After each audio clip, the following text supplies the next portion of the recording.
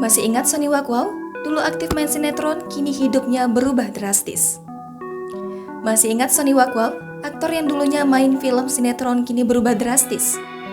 Ia menceritakan kondisi kehidupan setelah tak lagi mendapat tawaran main sinetron. Dulu warawiri di televisi bintangi sinetron, kini namanya semakin tenggelam. Wajahnya pun semakin jarang muncul di layar kaca. Job makin sepi, jualan es dan gorengan, mobil dijual untuk pengobatan ayah. Namanya meredup seiring dengan sinetron yang dibintanginya bubar. Sosok aktor cilik yang beranjak dewasa yakni Sony Wakwau. Dikenal saat membintangi sinetron Emak Ijah Pengen ke Mekah, kehidupan Sony Wakwau kini berubah drastis. Tak ada lagi tawaran sinetron menghampiri. Ia harus memutar otak untuk tetap bisa bertahan hidup. Berbagai cara ia tempuh hingga harus menjual harta benda yang dimiliki. Lama tak terdengar namanya, berikut kabar terbaru Sony Wakwau. 1. Jualan es dan gorengan. Job makin sepi, Sony Wakwau yang menjadi tulang punggung keluarga ini tak bisa berdiam diri.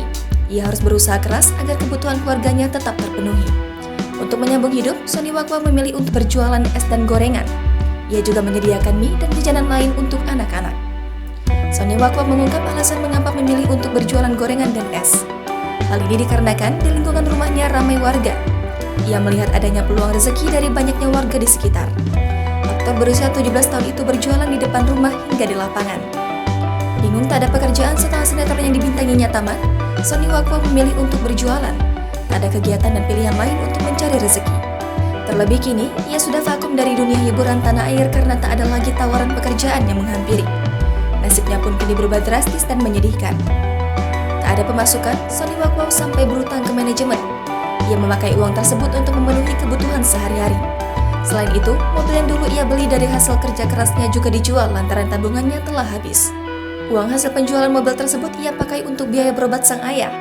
Sisanya juga dipakai untuk memenuhi kebutuhan sehari-hari. Jangan lupa subscribe, share, komen, dan like ya!